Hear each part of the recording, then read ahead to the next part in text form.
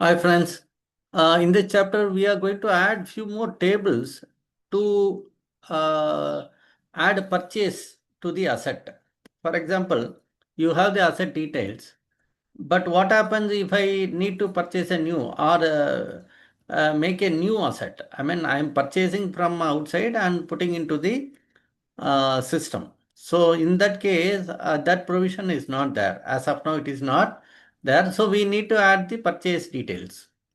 So how to do that? Then very simple. You copy this and put it in the ChatGPT.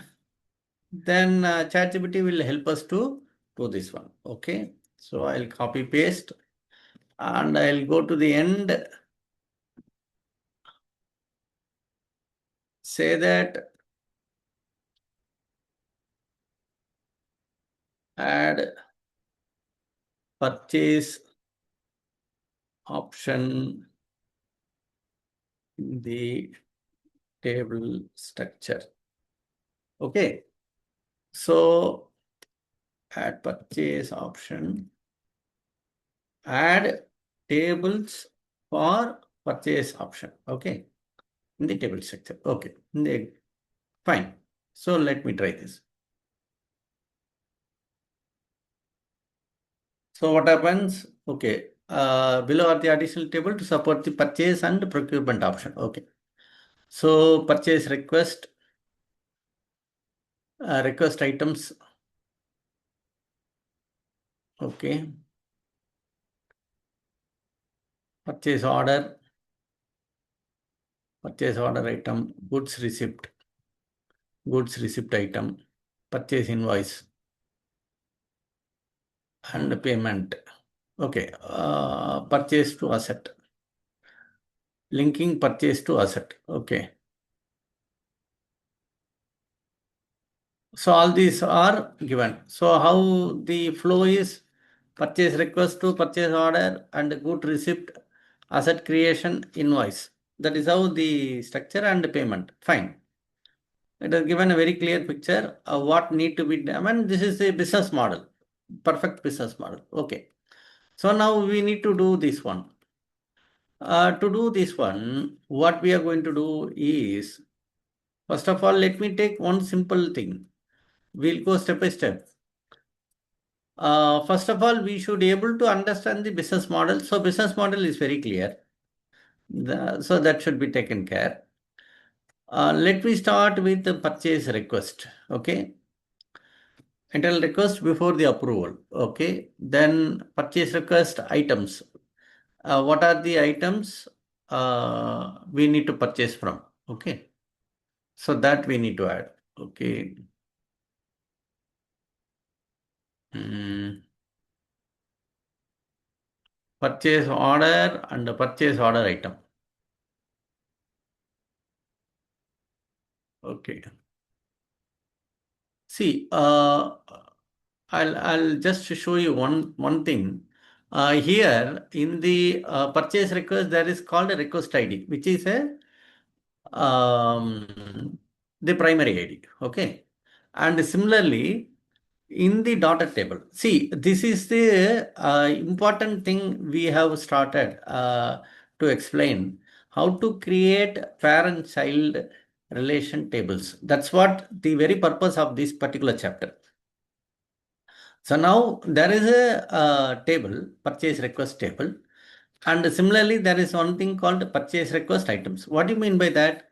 In the purchase request, the purchase request is a main table. And the purchase request items you have, see, you may not be requesting for a single item purchase. Whenever a purchase happens, you will might order one to many. I mean, one or many products you'll be purchasing. So in that case, you need to have list of items. For every purchase request, there will be list of items. So this list of items only, we call this as a child table. Okay, that's what we are trying to uh, make it clear here. Okay, so what happens is this request ID, the primary ID of the purchase request is a foreign key in the item, purchase request items. Okay.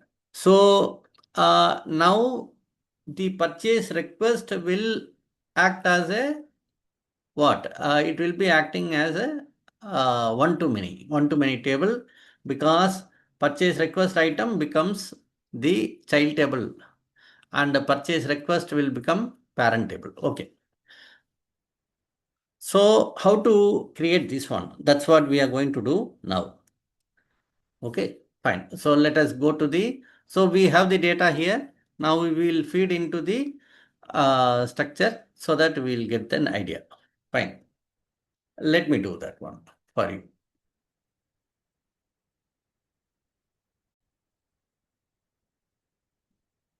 So the purchase request table, I mean, the columns are entered. So now you could see nest is added as a prefix. That is a rule. I mean, it will make a clear understanding that the purchase request belong to the initial nest. Okay. Okay. So accordingly, the object name. You need not specify the purchase full. You can. It all depends upon how do you define the object name. It can be full purchase or you can put PURC and argue. That is all depends upon the how do you define the object name. Okay, fine. So now you could see the purchase request ID, request number. This is actually purchase request, correct? So we are entering the purchase request only. So request number, request by. So in the remark column, I am putting employee ID. So here also you could see this one. See, the mark is employee ID, right? So that we are trying to utilize the system. So here I specified the employee ID. Okay, fine. So requested by and request date, all things under. And here requested by and the date are specified as index. Okay, fine. Then purpose is a text. So text means 501. So when you specify 501, that means it becomes a text. Okay. And remark is again 501, it is again a text. Okay. These are the specification. And whatever the status. So whatever the other additional information about the column, you can have it in a remark. So the different kind of requested, approved, rejected, and converted, whatever. All this information you are maintaining it here. Okay, fine. So these are done. So this is and the corresponding add, update, and delete is also created. Now you have one more provision here where child table is need to be specified. Okay. So if you select, you will get all the tables so far created, but actually the child table should be purchase request item, which we have not created yet. Okay. So that I will be creating. Now I will be showing that also with you. Okay, fine. So that is the part left out. So that just a minute. I'll show you that also so that it will be clear. So purchase request item is completed. I'll show you.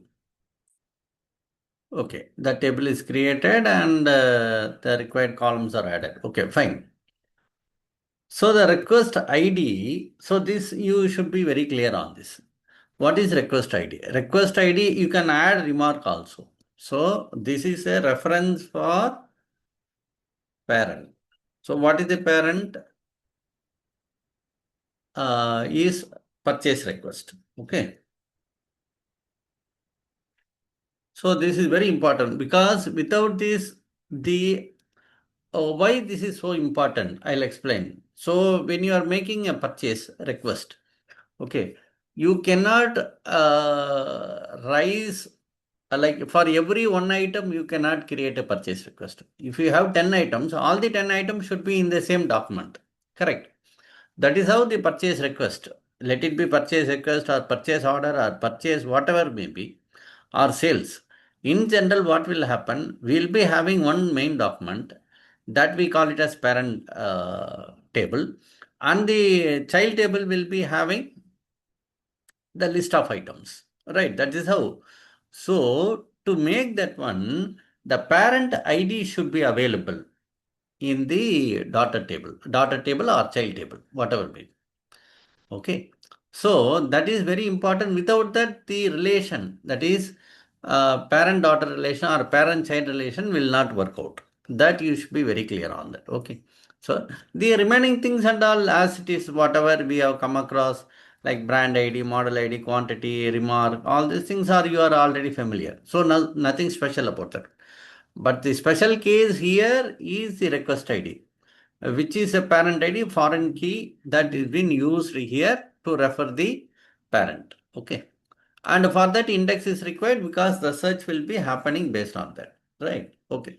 So that is about this one. And this will be a single table only. The daughter table or child table will be single table. Whereas if you see the parent, okay, the parent table, the purchase request. Okay, let me open the purchase. So in the purchase request, it will be one to many and the daughter will be selected here. See, here the purchase request item is selected. Okay. And the table index should be start with 0. If, I mean, in future, okay, if one more table to be added, there can be any number of tables can be added as child or daughter and purely based on the requirement. Okay. In case it is to be added, for example, let me think about locations. Hmm? Okay. Or asset movement. I think asset movement will be more viable. Hmm?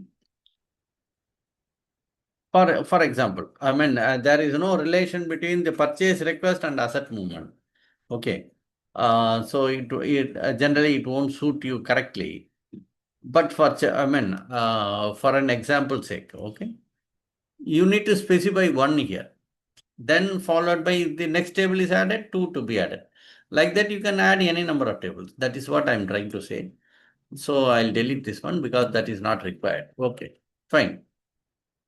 So that is about that one. So now this is parent-child relation is done. And the beauty of it in the same Excel, you can add the parent information and child information. That's what we are trying to do. Okay. So that I'll explain you while in the Excel. Hmm. So that is about this particular thing. I mean, like parent-child relation, how to bring out that one. Okay. So let me save this table updated. Right. Okay. So that part is done. With this, this video will be over and I'll follow up in the, you can follow up in the next video. Hmm? Fine.